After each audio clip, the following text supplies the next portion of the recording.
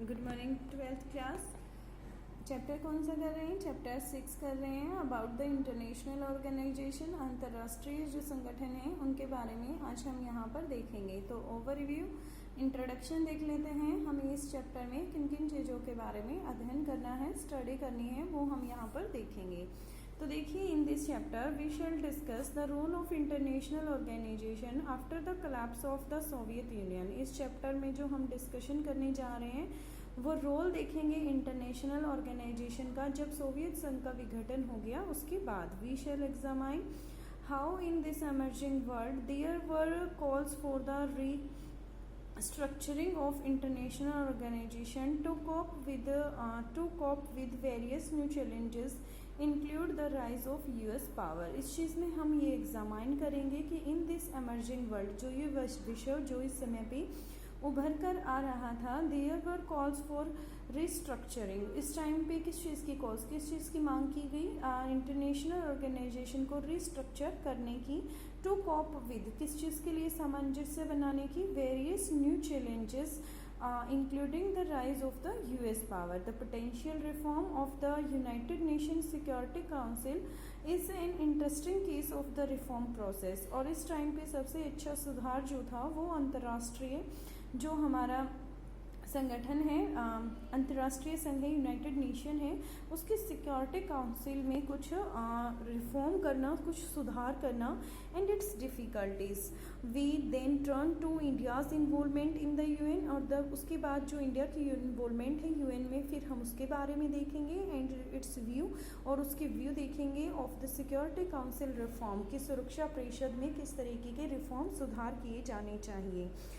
The chapter closes by asking if the UN can play any role in dealing with a world dominated by the one superpower।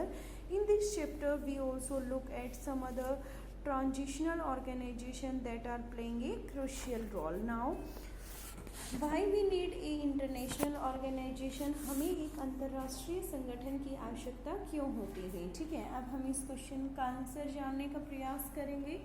तो शुरुआत करते हैं। Read the two cartoons. नीचे दो cartoons दिए गए हैं, you can C both of this cartoon. After that read the two cartoons on this piece, both the cartoon comment on the ineffectiveness of the United Nation Organization। United Nation Organization का जो प्रभाव उन पर नहीं हुआ उनको वो represent कर रहे हैं, usually referred to as the UN. In Lebanon crisis in 2006, both the cartoon represent the kind of opinion that we often hear about the UN। On the other hand, we also find that UN is a generally regarded as the most important international organization is today world। दूसरी तरफ यदि हम देखें तो आज के time पे जो यूएन है, UN is generally regarded as the most important international organization in today world. आज के टाइम पे in the eyes of many people all over the world it is indispensable and represent the great hope of humanity for the peace and progress. तो इस तरीके से हम क्या कहेंगे कि जो ये है ये काफ़ी इम्पोर्टेंट है एंड रिप्रेजेंट करता है एक बड़े आशय को, मानवता के लिए शांति और उन्नति के प्रतीक के रूप में। Why do we then need a organization like the UN? फिर हमें ऐसी क्या ज़रूरत है यूएन जैसी ऑर्गेनाइजेशन की? Let us hear to insiders. इसके जो अंदरूनी व्यक्ति थे उनके बारे में हम सुनते हैं। तो उनके जो क्याट्स से, उनके जो थॉट्स से, जो उन्होंने सेंटेंस यूज़ किए, तो उसके बारे में हम देखेंगे। ये जो कथन है ये किसके द्वारा है? Dag Hammarskjold the UN second secondary general. ठीक है, ये कौन है? यूएन के सेकेंडरी जनरल हैं। तो इन्होंने क्या कहा था? The United Nation was not created to take humanity to heaven. ऐसा नहीं है कि जो यूनाइटेड नेशन है वो मानवता को स्वर्ग तक ले जाएगा, but to save it from hell, लेकिन वो उसे हेल से, नरक से बचा सकता है। Clear to you? ओके। और सेकंड जो क्वार्ट्स है, जो स्टेटमेंट है वो किसकी है? शशि थरूर की है। और शशि थरूर कौन थे? The former UN secretary general for the communications and public information. इन्होंने यूएन को किस तरीके से डिफाइन किया है? Talking shop, yes, there are a lot of speeches in meeting at the UN. आप ये कह सकते हैं टॉकिंग शॉप के नाम से इसे जानेंगे। क्यों जानेंगे? क्योंकि यहाँ पर काफ़ी lot of speeches and meeting होती हैं यूएन में, specially during the annual season. जब इसका एनुअल सीजन होता है उस टाइम पे ऑफ द जनरल असेंबली महासभा का जब एनुअल सेशन होगा तो उस टाइम पे यहाँ पर काफ़ी मतलब स्पीच होती हैं, मीटिंग्स होती हैं। But as a Churchill put it, जैसा कि चर्चिल ने इसे कहा था, jaw is better than the war. मतलब जो बातों की बहस है या बातों का युद्ध है वो ज़्यादा अच्छा है एज कम्पेयर टू हथियारों के युद्ध से।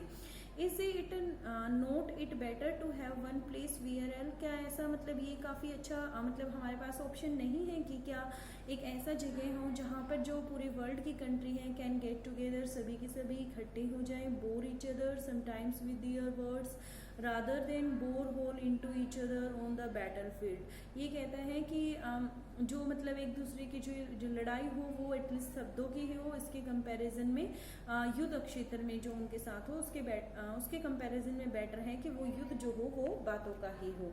तो देखिए these two quotes suggest something important. इन दो क्योट से हमें कुछ इम्पोर्टेंट सजेशन मिलते हैं। International organisation are not the answer to everything.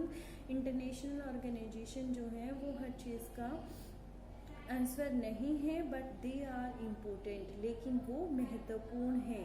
International organization help with the matter of war and piece.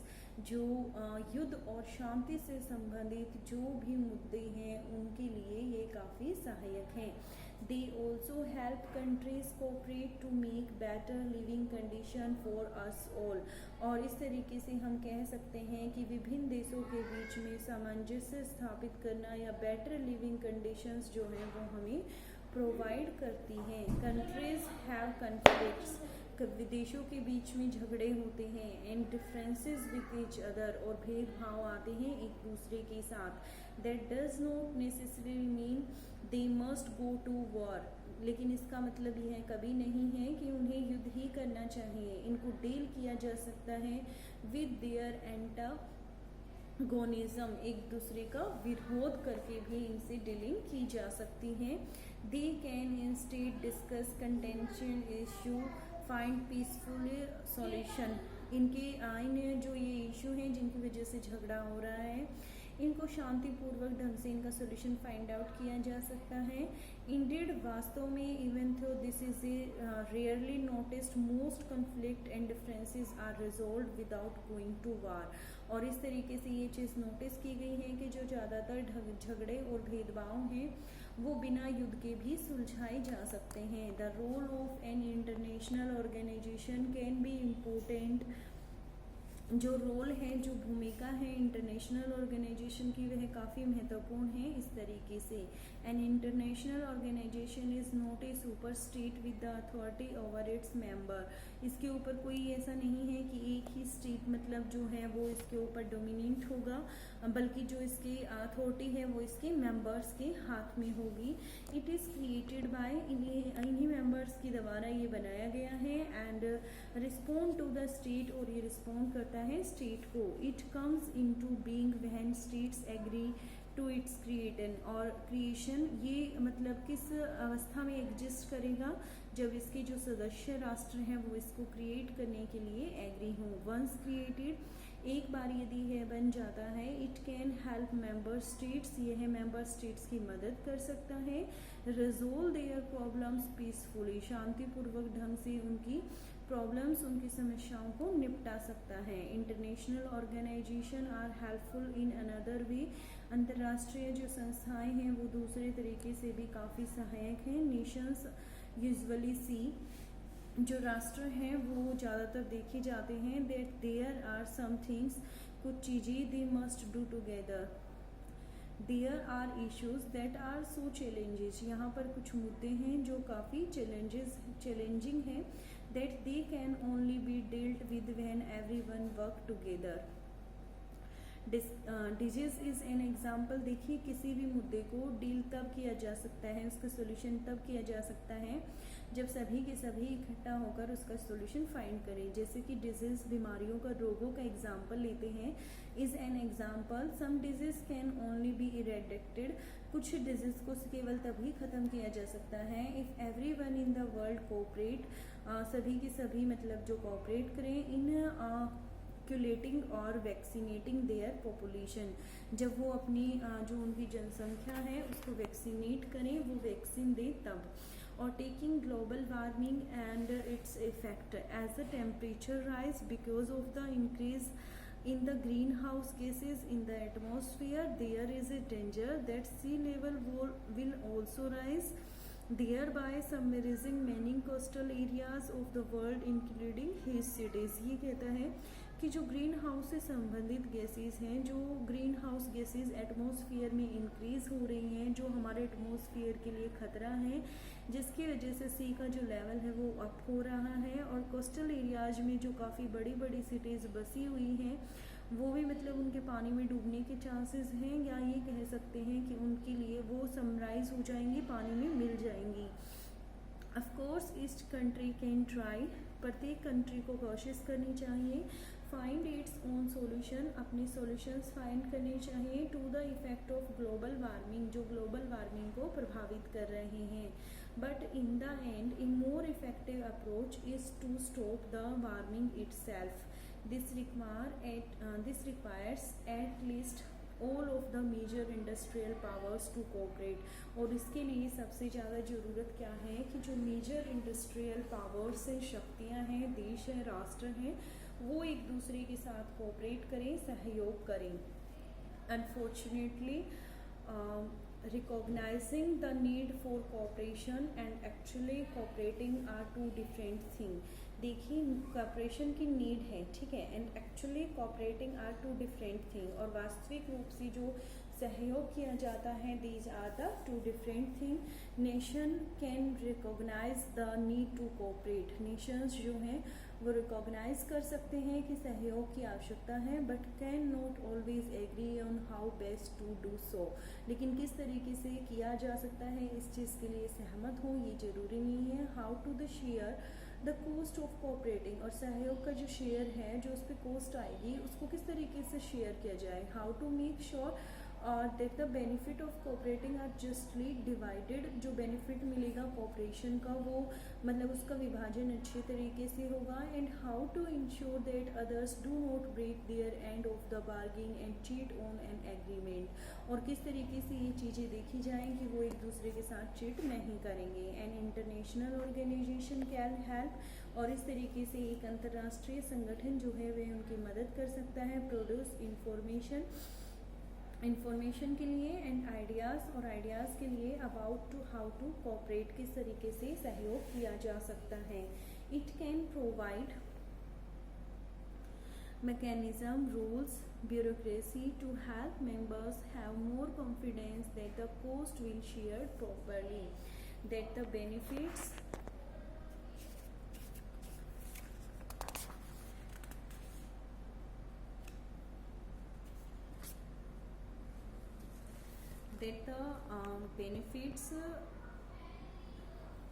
Benefits will Fairlie divided, और जो लाभ होंगे उन्हें भी फेयरली डिवाइड किया जा सकता है। That once a member joins an agreement, जब एक आदमी एक एग्रीमेंट को ज्वाइन कर लेता है, it will honour the terms and condition of the agreement, तब उसे जो उस एग्रीमेंट की कंडीशंस होंगी और टर्म्स होंगी उन्हें फॉलो करना पड़ेगा। With the end of the cold war we can see that the UN may have a slightly different role.